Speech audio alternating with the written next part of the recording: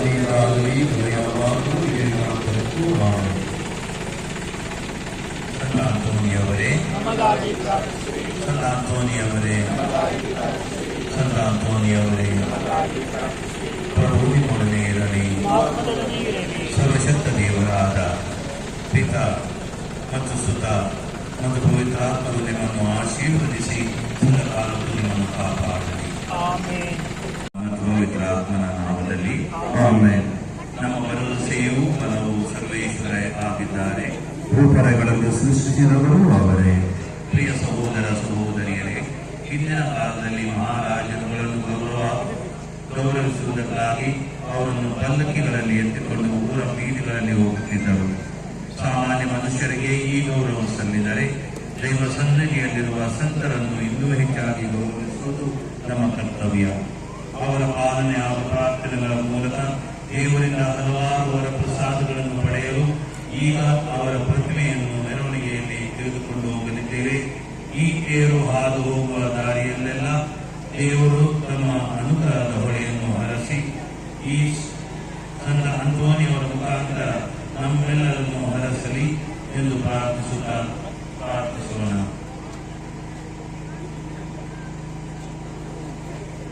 ಸರ್ವಶಕ್ತ ತಂದೆ, ಸಂತ ಅಂತೋನಿಯವರ ಹಬ್ಬದಂದು ನಾವು ಮಾಡುವ ಪ್ರಾರ್ಥನೆಗಳನ್ನು ಕರುಣೆಯಿಂದ ಆಲಿಸಿರಿ. ನಾವೆಲ್ಲರೂ ಸಂತ ಅಂತೋನಿಯವರಂತೆ ಭಕ್ತಿ ಮಾರ್ಗದಲ್ಲಿ ನಡೆದು ನಿಮ್ಮ ವರಗಳನ್ನು ಪಡೆಯಲು ಪಾತ್ರರಾಗುವಂತೆ ಮಾಡಿರಿ. ನಮ್ಮ ಪ್ರಭು ಕ್ರಿಸ್ತರ ಮುಖಾಂತರ ನಿಮ್ಮನ್ನು ಪ್ರಾರ್ಥಿಸುತ್ತೇವೆ. ಪ್ರಾರ್ಥಿಸೋಣ. ಕರುಣಾಳು ತಂದೆಯೇ, ಸಂತ ಅಂತೋನಿಯವರ ಸ್ವರೂಪದಿಂದ ಅಲಂಕರಿಸಲ್ಪಟ್ಟ ಈ ತೇರನ್ನು ಆಶೀರ್ವದಿಸಿರಿ. ಈ ಸ್ವರೂಪವನ್ನು ವೀಕ್ಷಿಸುವವರೆಲ್ಲರೂ ವಿಶ್ವಾಸದಲ್ಲಿ ನೆಲೆಯೂರಿಸಿ ಈ ಸಂತರ ಪ್ರೀತಿಗೆ ಸಾಕ್ಷಿಗಳಾಗುವಂತೆ ಮಾಡಿರಿ. ಸರ್ವಶಕ್ತ ದೇವರಾದ ಪಿತಾ, ಸುತ ಮತ್ತು ಪವಿತ್ರಾತ್ಮರು ನಿಮ್ಮನ್ನು ಆಶೀರ್ವದಿಸಲಿ. ಆಮೆನ್. ಸ್ವರ್ಗದಲ್ಲಿರುವ ನಮ್ಮ ತಂದೆಯೇ, ನಿಮ್ಮ ನಾಮ ಪೂಜಿತವಾಗಲಿ, ನಿಮ್ಮ ರಾಜ್ಯ ಬರಲಿ, ನಿಮ್ಮ ಚಿಂತನೆ ನೆರವೇರುವ ಪ್ರಕಾರ ಭೂಮಿಯಲ್ಲಿಯೂ ನೆರವೇರಲಿ. ನಮ್ಮ ದಿನದ ಆಹಾರವನ್ನು ಇಂದು ನಮಗೆ ನೀಡಿರಿ. ನಮಗೆ ತಪ್ಪು ಮಾಡಿದವರನ್ನು ನಾವು ಕ್ಷಮಿಸುವ ಪ್ರಕಾರ ನಮ್ಮ ಪಾಪಗಳನ್ನು ಕ್ಷಮಿಸಿರಿ. ನಮ್ಮನ್ನು ಶೋಧನೆಗೆ ಒಳಪಡಿಸದೆ ಕೇಳಿನಿಂದ ನಮ್ಮನ್ನು ರಕ್ಷಿಸಿರಿ. ಆಮೆನ್. ನಮೋ ಮರಿಯ ಕೃಪಾಪೂರ್ಣೆ, ಪ್ರಭು ನಿಮ್ಮೊಡನೆ ಇದ್ದಾರೆ. ಸ್ತ್ರೀಯರಲ್ಲಿ ನೀವು ಧನ್ಯರು ಮತ್ತು ನಿಮ್ಮ ಉದರದ ಫಲವಾಗಲಿ ಸುಧನ್ಯರು. ಫಲವಾಗಿ ಈಗಲೂ ನಮ್ಮ ಮರಣದ ಸಮಯದಲ್ಲಿ ಪ್ರಾರ್ಥಿಸಿರಿ. ಆಮೆನ್. ನಮೋ ಮರಿಯ ಕೃಪಾಪೂರ್ಣೆ, ಪ್ರಭು ನಿಮ್ಮೊಡನೆ ಇದ್ದಾರೆ. ಸ್ತ್ರೀಯರಲ್ಲಿ ನೀವು ಧನ್ಯರು ಮತ್ತು ನಿಮ್ಮ ಉದರದ ಫಲವಾಗಲಿ ಸುಧನ್ಯರು.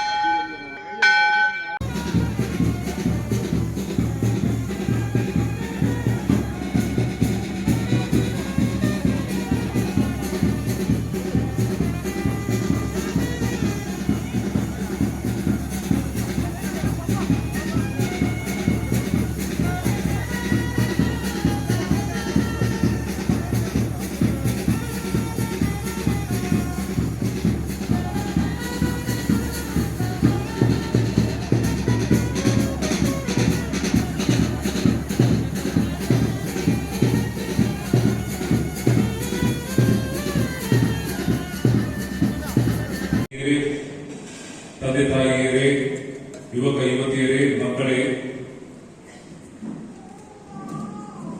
ಪೂಜ್ಯ ಧರ್ಮಾಧ್ಯಕ್ಷರ ಹೆಸರಿನಲ್ಲಿ ಹಾಗೂ ಇಲ್ಲಿ ನಡೆದಿರುವ ಎಲ್ಲ ಧರ್ಮಗುರುಗಳ ಹೆಸರಿನಲ್ಲಿ ನಾನು ನಿಮಗೆಲ್ಲರಿಗೂ ಸಂತ ಅಂತೋಣಿಯವರ ವಾರ್ಷಿಕೋತ್ಸವದ ಶುಭಾಶಯಗಳನ್ನು ಕೋರುತ್ತೇನೆ.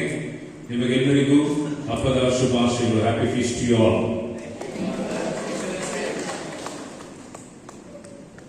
ಈಗ ಮೊದಲಿಗೆ ನಮ್ಮ ಸಂತ ಅಂತೋಣಿಯವರ ದೇವಾಲಯ ಪೊನ್ನಂಪೇಟೆ, ಈ ಒಂದು ದೇವಾಲಯದ ಬೆಳವಣಿಗೆ, ವಿಶ್ವಾಸಿಗಳು ಬೆಳೆದ ಆ ಒಂದು ವಿಧಿವಿಧಾನ, ಇವುಗಳನ್ನು ವಿವರಿಸುವ ಒಂದು ಕಿರು ಪರಿಚಯದ ವಿವರವಿದೆ. ಇದನ್ನು ಓದಬೇಕಾಗಿ ನಮ್ಮ ದೇವಾಲಯದ ಹಿರಿಯ ಟೀಚರ್ ಫಿಲೋಮಿನಾ ವಿಜಯರವರನ್ನು ನಾನು ಆಹ್ವಾನಿಸುತ್ತೇನೆ.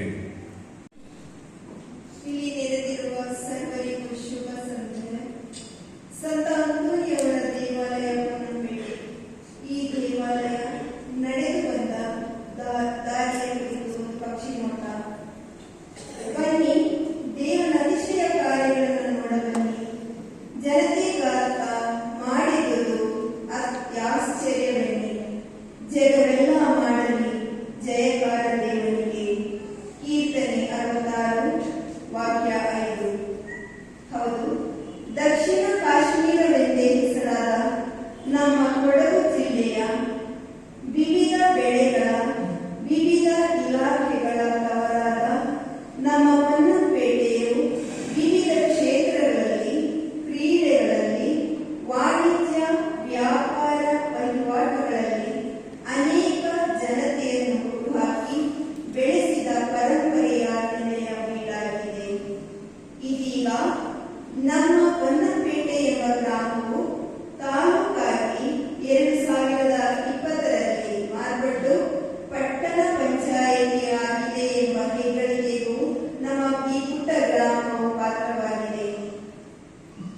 ಅನೇಕ ನೈಸರ್ಗಿಕ ಸೌಂದರ್ಯ, ಸಾಂಸ್ಕೃತಿಗಳ, ಕ್ರೀಡೆಗಳ ನೆಲೆಯಾದ ಪೊನ್ನಂಪೇಟೆಗೆ ಹಲವು ವರ್ಷಗಳ ಹಿಂದೆ, ಅಂದರೆ ಸುಮಾರು 1950ರ ಆಸುಪಾಸುಗಳಲ್ಲಿ ಕೇರಳದಿಂದಲೂ ಮಂಗಳೂರಿನಿಂದಲೂ ಕೆಲವು ಕುಟುಂಬಗಳು ವಲಸೆ ಬಂದವು. ಆ ಸಂದರ್ಭದಲ್ಲಿ ಅವರ ಆಜ್ಞೆ ಒಂದು ಬಾಡಿಗೆ ಕೊಠಡಿಯಲ್ಲಿ ಸೇರಿ ಅಲ್ಲಿ ಗೋಣಿಕೊಪ್ಪದಿಂದ ಗುರುಗಳು ಬಂದು ಬಲಿ ಪೂಜೆಯನ್ನು ಅರ್ಪಿಸುತ್ತಿದ್ದರು. ನಂತರದಲ್ಲಿ ಗೋಣಿಕೊಪ್ಪದಲ್ಲೇ ಒಂದು ದೇವಾಲಯ ನಿರ್ಮಾಣವಾಯಿತು. ಆಗ ಇಲ್ಲಿಯ ಎಲ್ಲ ಭಕ್ತಾದಿಗಳು ವಾರಕ್ಕೊಮ್ಮೆ ಭಾನುವಾರದಲ್ಲಿ ನಾವು ಬೆಳಿಗ್ಗೆ ಎದ್ದು 6 ಗಂಟೆಗೆ ಇಲ್ಲಿಂದ ಶುಭಚಿಕೊಂಡು ಅಲ್ಲಿ 6:45ಗೆ ಬಲಿಪೂಜೆಯಲ್ಲಿ ಭಾಗವಹಿಸಿ ನಂತರ ವಾಪಸ್ ಆಗುತ್ತಿದ್ದೆವು. ಕಾಲಕ್ರಮೇಣ ಅದು ಕಾಲ್ನಡಿಗೆಯಲ್ಲಿ ಹೋಗುತ್ತಿದ್ದು, ಆವಾಗ ಬಸ್ಗಳೇ ಇರಲಿಲ್ಲ. ಹಾಗಾಗಿ ಕಾಲ್ನಡಿಗೆಯಲ್ಲಿ ಜನರು ಹೋಗುತ್ತಿದ್ದರು. 1974-75ರಲ್ಲಿ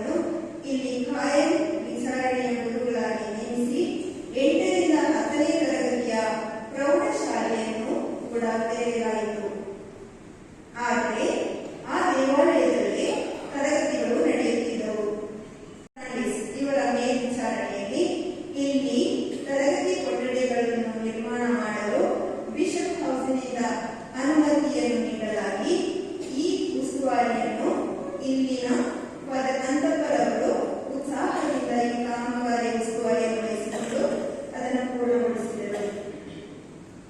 ಸ್ಥಳೀಯ ಜನತೆಯ ಆಶೋತ್ತರಗಳು ಇದರ ಮೂಲಕ ಈಡೇರಿ ಹಲವು ಉತ್ತಮ ವಿದ್ಯಾರ್ಥಿಗಳ ವಿದ್ಯಾಭ್ಯಾಸಕ್ಕೆ ಈ ಶಾಲೆಯು ನಾಂದಿಯಾಯಿತು. ಈ ದೇವಾಲಯದ ವಿಚಾರಣೆಯ ಗುರುಗಳಾಗಿ ಹಲವು ಫಾದರ್ಸ್ ಅವರು ಇಲ್ಲಿ ಕರ್ತವ್ಯವನ್ನು ನಿರ್ವಹಿಸಿರುತ್ತಾರೆ.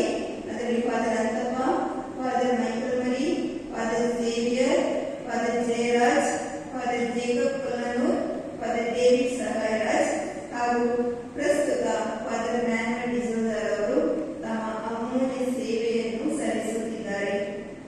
ಮೊದಲು ನಿರ್ಮಾಣಗೊಂಡ ಕೇವಲ 70 ಕುಟುಂಬಗಳನ್ನು ಹೊಂದಿದ್ದು ಇಲ್ಲಿ ಒಂದು ಉತ್ತಮ ಸೇವಾನಿರತ ಪಾಲನಾ ಸಮಿತಿ, ಉತ್ತಮ ಗಾಯನ ವೃಂದ, 4 ವಲಯಗಳು, ಅಪೋಸ್ಟಲ್ ಕ್ರೀಡಾ ಗುಂಪು, ಬ್ರೈಟ್ಸ್ ಯುವಕರ ಗುಂಪು, ಕ್ಯಾರಿಸ್ಮೆಟಿಕ್ ಪ್ರಾರ್ಥನಾ ತಂಡ, ಅದೇ ರೀತಿಯಲ್ಲಿ ಕನ್ಯಾ ಸಹೋದರಿಯರ ಅಮೋಘ ಸೇವೆ, ಹೀಗೆ ಈ ದೇವಾಲಯಕ್ಕೆ ನಮ್ಮ ನಿಸ್ವಾರ್ಥ ಸೇವೆಯನ್ನು ಕೈಗೊಂಡು ನಮ್ಮ ಗುರುಗಳಿಗೆ ಒತ್ತಾಸೆಯನ್ನು ನೀಡುತ್ತಿದ್ದೇವೆ. ಸಂತ ಅಂತೋನಿಯವರ ಕೊಡುಗೆಯನ್ನು ಸ್ಮರಿಸಿ ನಾವು ಕೇಳಬೇಕು ಎಂದಾದರೆ ಅವರ ಕೊಡುಗೆ ಅವರ್ಣನೀಯ. ಏಕೆಂದರೆ ನಾವು ಹಲವು ವರ್ಷಗಳ ಹಿಂದೆ ಕಡು ಬಡವರಾಗಿದ್ದ ನಮ್ಮ ಪೋಷಕರ ಮಕ್ಕಳಾದ ನಾವು, ನಮ್ಮ ವಿಚಾರಣೆಯ ಹಲವು ಕುಟುಂಬದ ಮಕ್ಕಳು ಈಗ ಹಲವು ಭೌತಿಕ ಹಾಗೂ ಐತಿಹಾಸಿಕ ಹೆಸರಲ್ಲಿ ಗಳಿಸುವಲ್ಲಿ ನಾವು ಯಶಸ್ವಿಯನ್ನು ಪಡೆದಿದ್ದೇವೆ. ನಮ್ಮ ಸಂತ ಅಂತೋನಿಯವರ ಮಧ್ಯಸ್ಥಿಕೆಯಲ್ಲಿ ಶಾಂತಿ, ನೆಮ್ಮದಿಯ ಜೀವನವನ್ನು ನಡೆಸುತ್ತಿದ್ದಾರೆ. ಹಲವರಿಗೆ ರೋಗಶಾಂತಿ ಲಭ್ಯವಾಗಿದೆ, ಉದ್ಯೋಗ ಲಭ್ಯವಾಗಿದೆ, ವೈವಾಹಿಕ ಜೀವನ ಅವರಿಗೆ ಸಿಕ್ಕಿದೆ, ಅದೇ ರೀತಿಯಲ್ಲಿ ಮಕ್ಕಳ ಭಾಗ್ಯವೂ ಸಹ ಸಿಕ್ಕಿದೆ ಎಂದು ಹಲವರು ಬದುಕಿಗೆ ಸಾಕ್ಷ್ಯಗಳನ್ನು ನೀಡಿದ್ದಾರೆ. ನಮ್ಮ ಧರ್ಮ ಕೇಂದ್ರವು ಹಲವು ಸ್ಪರ್ಧೆಗಳಲ್ಲೂ ಸಹ ಭಾಗವಹಿಸುತ್ತಾ ಬಂದಿವೆ. ಉದಾಹರಣೆಗೆ ಹೇಳುವುದಾದರೆ ಕಳೆದ ವರ್ಷ ನಡೆದ ರೋಮನ್ ಕ್ಯಾಥಲಿಕ್ ಕ್ರಿಕೆಟ್ ಅಸೋಸಿಯೇಷನ್ ವತಿಯಿಂದ ನಡೆದ ಕ್ರಿಕೆಟ್ ಪಂದ್ಯಾವಳಿಯಲ್ಲಿ ನಾವು ಕಪ್ಪನ್ನು ನಮ್ಮದಾಗಿಸಿಕೊಂಡಿದ್ದೇವೆ. ಅದೇ ರೀತಿಯಲ್ಲಿ ಡಿಸೆಂಬರ್ನಲ್ಲಿ ನಡೆದಂತಹ ಕೊಡಗು ಜಿಲ್ಲಾ ಮಟ್ಟದ ಕ್ಯಾರಲ್ ಸಿಂಗಿಂಗ್ ಈ ಸ್ಪರ್ಧೆಯಲ್ಲೂ ಸಹ ನಾವು ಕೊಡಗು ಜಿಲ್ಲೆಗೆ ಪ್ರಥಮ ಸ್ಥಾನವನ್ನು ಗಳಿಸಿ ಸಂತ ಅಂತೋನಿಯವರ ಕೀರ್ತಿ ಪತಾಕೆಯನ್ನು ಹರಡಿದ್ದೇವೆ. ಸಂತ ಅಂತೋನಿಯವರ ಪ್ರೌಢಶಾಲೆಯ ಬಗ್ಗೆ ಹೇಳಬೇಕಾದರೆ ಇಲ್ಲಿ ಪ್ರೌಢಶಾಲೆ ಹಾಗೂ ಕಾಲೇಜಿನ ಹೊರತು ಅದನ್ನು ಕಟ್ಟುವವರ ಪ್ರಯತ್ನ ವ್ಯರ್ಥ ಎಂಬ ಈ ವಾಕ್ಯದ ಪ್ರವಚನವು ಸಂತ ಅಂತೋನಿಯವರ ಉರುಮೆಯ ಕಣ್ಮಣಿಗಳಾದ ನಮ್ಮಲ್ಲಿ ದೇವರು ಕಟ್ಟಿ ಉಳಿಸಿ ಬೆಳೆಸಿದ್ದಾರೆ ಎಂದು ಹೇಳುತ್ತಾ ಅವಕಾಶಕ್ಕಾಗಿ ಧನ್ಯವಾದಗಳು.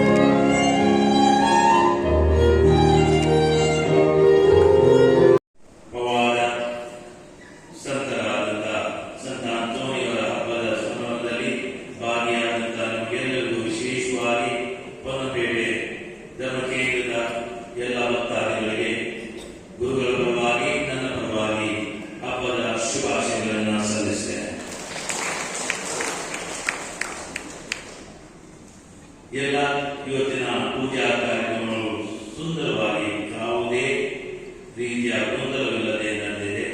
ಅದಕ್ಕೂ ವಿಶೇಷವಾಗಿ ನಾವು ಅಭಿನಂದನೆಗಳನ್ನು ಸಲ್ಲಿಸಬೇಕು ಈ ಗಾಯನ ವೃಂದದ ಎಲ್ಲ ಸದಸ್ಯರಿಗೆ.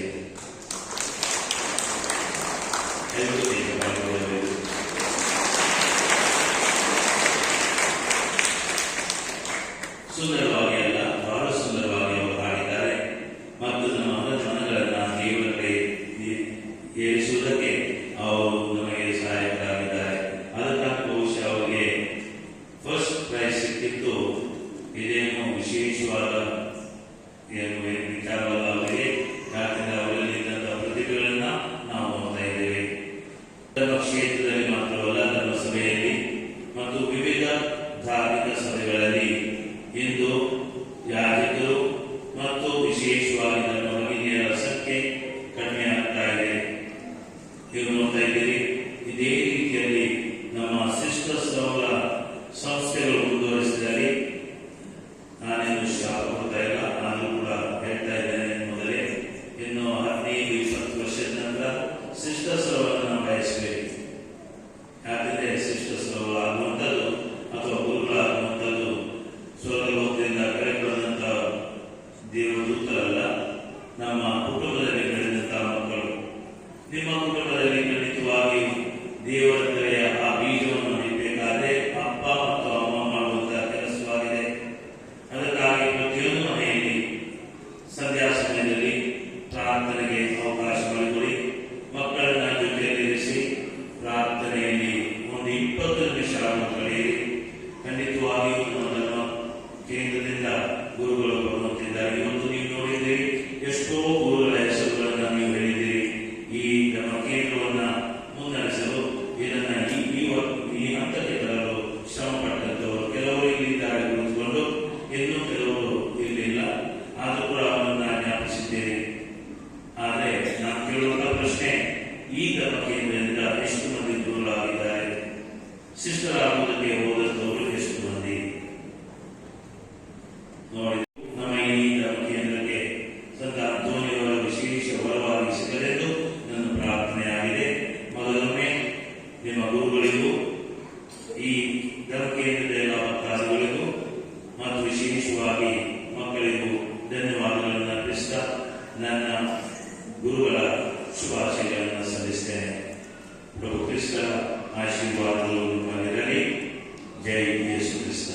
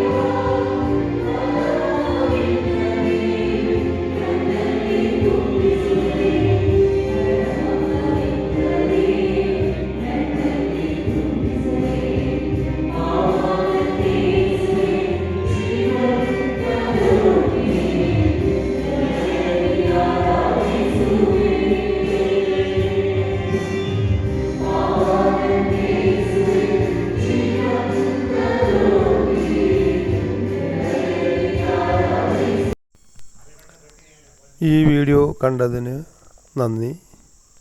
ദയവായി സബ്സ്ക്രൈബ് ചെയ്യുക. വീണ്ടും അടുത്ത വീഡിയോയിലൂടെ നമുക്ക് കാണാം.